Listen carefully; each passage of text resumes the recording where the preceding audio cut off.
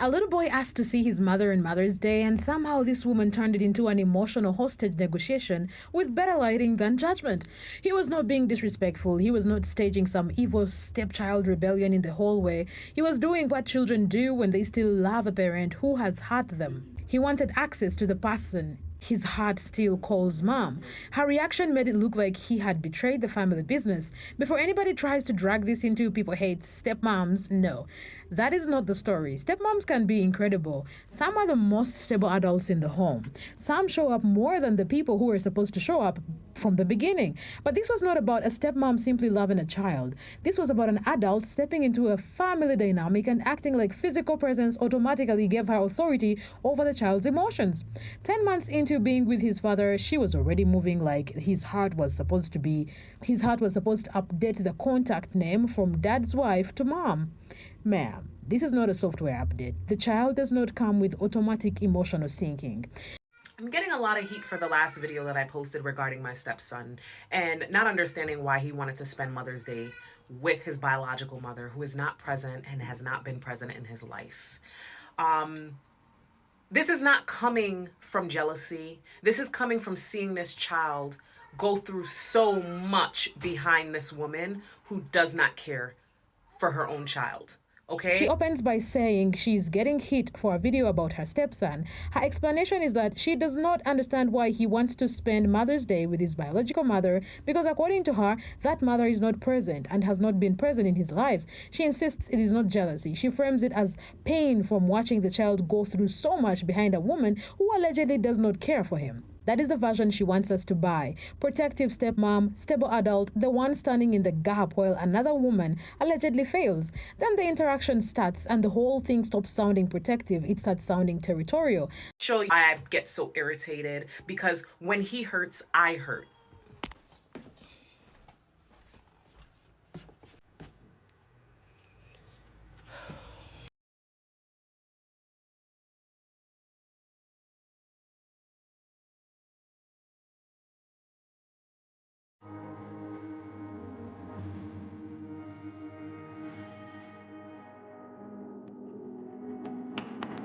Justin, you've been out there for 2 hours. Come inside, please. Come on, buddy. Come on. Come inside. Come on. Why doesn't my mom love me? Come here. I want you. Okay? Go ahead. Get dressed so that we can go out. Okay?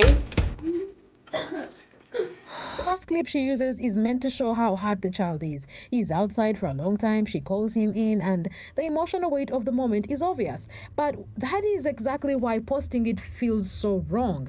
A child's private pain should not become a public exhibit in an adult's campaign to prove she deserves a title. That moment did not need an audience, it needed protection. She comforts him, and on the surface, that could have been tender. The problem is what she does with it. She uses his vulnerability to build a case for herself. Not just this child is hurting, more like look at what I deal with, look at what I do, look at why I should matter more. That is where the whole thing starts to twist. A child can feel rejected by his mother and still want to see her. That is not confusing. That is childhood attachment doing what childhood attachment does. Kids do not stop loving a parent because that parent disappointed them. Sometimes the disappointment makes the longing even worse because now the child is not just missing the parent. He is chasing proof that the parent still wants him. This little boy really... Justin! Yes? You asked your dad to take you to your mom's tomorrow? Yeah. Why? I haven't seen her in a while, and I thought that tomorrow would be a good time to see her. Why on Mother's Day? Because that's my mom. Are you serious right now? Who am I to you? My dad's wife. I didn't ask you who I was to your father. I said, who am I to you?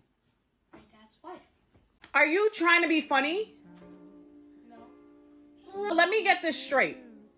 The woman that has been absent has not showed up to a practice, that has not showed up to a game, has not helped you with a homework assignment, has not been around when you have been sick. That's the person that you want to spend Mother's Day with? Yes. And what about me? Do I mean nothing?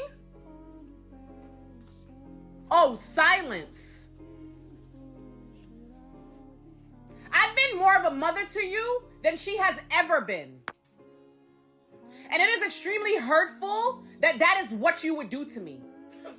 And then you're going to stand there and cry right now? My mom. That is awful. She's not your mom. Yes, she is. I'm disappointed. That is heartbreaking. It is also not something a step-parent should take personally. If you enter a child's life after pain has already been planted, you do not get to demand a clean emotional garden in 10 months. You step carefully, you build trust, you let the child have complicated feelings without acting like those feelings are an insult. She did not hold the pain, she turned it into points. The clip that really exposed everything is the one where she questions him about wanting to go to his mother's house. He gives a calm answer. He has not seen her in a while, and Mother's Day feels like a good time. That should have been enough information for an adult to understand what was happening, not approve every detail.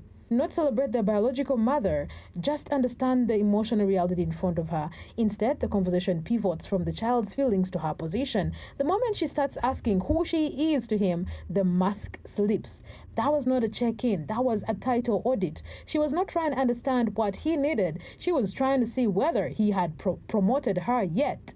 And when he calls her his dad's wife 3 separate times, the only reason it feels brutal is because it is honest. He does not insult her. He does not reject her with cruelty. He gives her the answer that matches where he is emotionally. She is connected to him through his father. That is not disrespect. That is the current truth. A secure adult could hear that and think, okay, we're not there yet. Let me keep showing up in a way that feels safe. She had it like a demotion. That is what made the exchange so uncomfortable. A child gave a boundary and she treated it like disobedience. The 10-month detail made everything worse for her. The comments were brutal because people immediately understood the timeline. Girl, you've known him for 10 months. 10 months? Girl, he just met you. Literally like it hasn't even been a full year yet. LMFAO. That is still the stage where you are learning the child's routines, moods, triggers, favorite foods, and what kind of adult energy makes him feel safe. She was acting like she had already finished the emotional onboarding process and was waiting for her benefits package. The child did not deny her humanity. He simply did not give her a title his heart had not agreed to. Once he identifies his mother as his mother, she starts listing what the biological mother allegedly has not done. No practices, no games, no homework, no sickness support. Those details matter because they explain why she may feel frustrated, but the way she uses them is the issue. She does not use those details to protect the child from more hurt. She uses them to cross-examine him. The message underneath becomes, look at everything I've done. Now explain why you still want her. That is not parenting, that is emotional invoicing. Caregiving is supposed to make a child feel safer, not indebted. Once the adult starts using care as leverage, the whole room changes. Homework becomes a receipt. Games become proof. Sickness becomes a bargaining chip. And then comes the emotional trap. What about me? That is the line where the whole conversation becomes about her rank instead of his pain. A child missing his mother does not mean the stepmom means nothing, but she forces those two things into competition because she is measuring love like a scoreboard. He cannot win in that setup. If he says she matters, she may push for more. If he stays honest, she gets offended. If he cries, she acts like the crying itself is another problem. She created a hallway with no exits and then got irritated when the child looked trapped. The most revealing part is how she frames his desire to see his mom as something he is doing to her, not something he feels, something he's doing. That is a very dangerous shift because now the child is no longer allowed to have his own emotional world. His feelings become an attack on the adult. Then he breaks down and instead of that softening the room, she escalates. A child crying in that kind of moment is not manipulation, it is distress. That should have been the point where the conversation stopped, the camera stopped, the pressure stopped, everything stopped. Instead, she tells him that his mother is not his mother and says she's disappointed in him. That is not a protective stepmom moment. That is a grown adult trying to erase a child's attachment because it bruised her ego. The comments were not dragging her because they misunderstood step parenting. They were dragging her because the clip was painfully clear. Is this rage bait? You want an award? Your heart isn't in it. She doesn't want to understand. You are missing the point. Yeah, you killed that relationship. I just want to see my mom. As a stepmom, you are so wrong. I'm a stepmom and this is not okay. As a stepmom, it is okay. Be upset that he wants to go back to his mom and even after being hurt so many times. But as his stepmom, you should support him in his decisions regardless of your feelings and be the safe person for him to express that sadness. If you have an issue with mama, maybe talk to her about how it affects him, or better yet, maybe let dad intervene to protect your peace and his son's heart. That last comment cuts through the entire mess. It gives room for the stepmom's feelings without making the child responsible for them. She can be hurt. She can be frustrated. She can believe the biological mother has failed. None of that gives her permission to make the child carry adult resentment like a backpack. Actual stepmoms were rejecting her behavior, which kills the "you just hate stepmoms" excuse because it even gets comfortable. Why are you yelling? He just wants to see his mother. I hope this is a skit. This better be a skit. When the audience starts hoping something is fake, the behavior already looks cooked. People were trying to give reality an emergency exit because watching a child get guilted for missing his mom felt that uncomfortable. Then the comments got even more direct. 10 months? Girl, bye. That's still his mom. Don't yell at him. You are so wrong. Nah, you're in the wrong, 100%. I'm on the son's side. Are we on the son's side? He's a child. He will always love his mom. It is not a competition. Wait, you're doubling down? Girl, that's his real mom. Love isn't forced, it's earned. That last line is basically the entire lesson she skipped. Love is not forced, it is earned. And no, 10 months of presence does not come with a free emotional upgrade. So let me get this straight. I'm wrong for yelling. I'm wrong for what I said. But the person that birthed him, that is supposed to be his quote unquote mother, who is not present in his life, gets to be honored. And y'all are more focused on my tone, my delivery. After the backlash, she comes back with the classic internet mistake, explaining more until, while understanding less. She says people are calling her wrong for yelling and wrong for what she did, while the woman who gave birth to him, the one she says is not present, still gets to be honored. And the wild part is she says that like it cancels out the yelling. It does not. The biological mother allegedly failing him does not make the stepmom's reaction healthy. One adult causing pain does not give another adult permission to add a different flavor of damage and call it protection. She complains that people are focused on her tone and delivery, but when the person receiving that tone is a child, delivery is not some tiny side issue. Delivery is part of the injury. You cannot shame a crying child, then act like everyone is being dramatic for noticing the shame. So let me get this straight. I'm wrong for yelling. I'm wrong for what I said. But the person that birthed him, that is supposed to be his quote unquote mother, who is not present in his life, gets to be honored. And y'all are more focused on my tone, my delivery. How about the fact that I'm the one that's fucking there? How about the fact that his mother couldn't tell you a damn thing about him? She wouldn't be able to tell you shit. Like he's a stranger on the street for her. Okay? So I'm going to continue to do what I'm doing. Just bringing them into this world ain't enough. Then she says she's the one who is there. That is the sentence that reveals the hunger for credit. Being present matters. It matters a lot. But presence is not a voucher you cash in for emotional control. She goes on to argue that the biological mother could not tell anyone anything about him, that he would be like a stranger on the street to her, and that simply bringing a child into the world is not enough. At the end of the day, Mother's Day is for mothers. Not just you birthing the person. That doesn't give you the right to be honored on that day. It's the care, the nurturing, the love that you pour into that child. As a general idea, sure, birth alone does not make someone a good mother. Care, nurturing, consistency, and love matter. But she keeps using a reasonable point in an unreasonable situation. This is not a panel discussion about motherhood. This is a child being pressured because he misses his mom. If she wants to define motherhood by care, then care should have looked like making space for his complicated feelings. Nurturing should have sounded calm. Love should have protected the private pain instead of turning it into a public defense strategy. The follow-up did not save her. It just proved she still thought the biggest victim in the story was herself.